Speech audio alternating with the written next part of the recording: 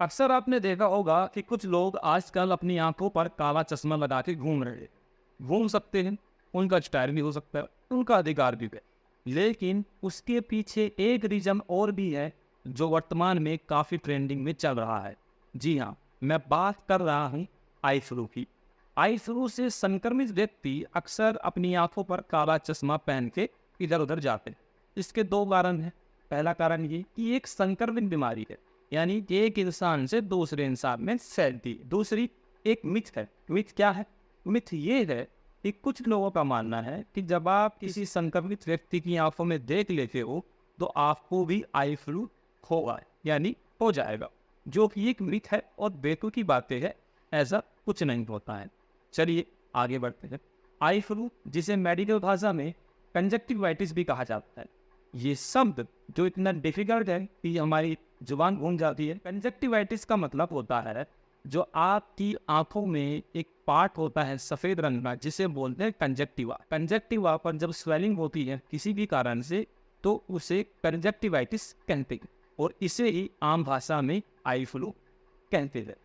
तो मैं आपको आज 4 ऐसे प्रकार बताऊंगा जिनके द्वारा भारत में कंजक्टिवाइटिस यानी आई फ्लू फैल रहा है। नंबर 1 है वायरल कंजक्टिवाइटिस, यानी जो वायरस से संक्रमित हो। जब एक संक्रमित व्यक्ति के संपर्क में कोई स्वस्थ व्यक्ति आता है तो उसे भी कंजक्टिवाइटिस यानी आई फ्लू हो जाता है। ये कंजक्टिवाइटिस का एक आम प्रकार है और ये इतना खतरनाक भी नहीं होता।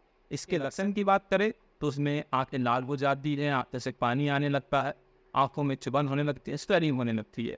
हालांकि इसकी कोई खास इलाज नहीं है, ना ही इसका कोई खास दवाई है, लेकिन फिर भी ये 1 से 3 हफ्ते के अंदर खुद ही ठीक हो जाता है। दूसरे की बात करते हैं। दूसरा प्रकार है बैक्टीरियल कंजक्टिवाइटिस, यानी जो बैक्टीरिया से फैलता। जब कोई स्वस्थ व्यक्ति किसी संक्रमित व्यक्ति के संपर्क में आता हो या उससे किसी चीज को शेयर करता हो तो उसको भी बैक्टीरियल कंजक्टिवाइटिस होने का खतरा बढ़ जाता है। इसके लक्षणों की बात करें तो इसमें भी आंखें लाल होती हैं, आंखों से पानी आता है, और सबसे बड़ी बात इसमें आंखों से चुभन होने लगती है। इसके इलाज की बात करें तो अक्सर डॉक्टर इसके इलाज के लिए एंटी बैक्टीरियल ड्रॉप को देते हैं, जो ठीक भी है, और कुछ एंटी बैक्टीरियल डोजेस भी देते हैं जो कि आराम करती है। तीसरे नंबर का कंजक्टिवाइटिस है एलर्जी कंजक्टिवाइटिस, यानी जो एलर्जी से फैलता हो।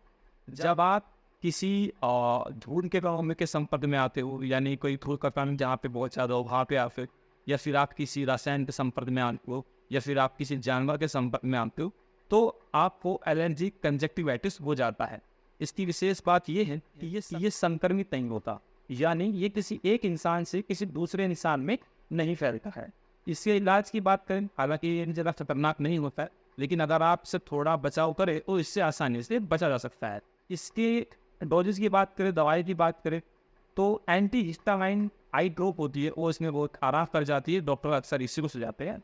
चलिए, कंजक्टिवाइटिस का चौथा प्रकार है केमिकल कंजक्टिवाइटिस, यानी जो केमिकल के द्वारा फैलता हो। जब आप किसी स्विमिंग पूल में स्विमिंग करने जाते हो, या किसी केमिकल फैक्ट्री के आसपास होते हो, या फिर आप किसी धूल के कणों में जाते हो, या किसी भी केमिकल से आपका जो है 2-4 आपको होना पड़ता हो, इसके द्वारा भी आपकी आंखों को नुकसान पहुंचता है, और इसे ही कंजक्टिव यानी केमिकल कंजक्टिवाइटिस कहते हैं। इसके लिए आपको सबसे एहतियात बरतने वाली बात यह है कि जब भी आप किसी ऐसी चीज़ के संपर्क में आए तो तुरंत अपनी आंखों को पानी से धुल लें और डॉक्टर से जरूर संपर्क करें। आशा करता हूँ आपको यह वीडियो काफ़ी वैल्यूबल लगा होगा। ऐसी और जानकारी के लिए हेल्दी पॉडकास्ट को जरूर फॉलो करें और हमारे इंस्टाग्राम चैनल भी जरूर फॉलो करें। Thank you.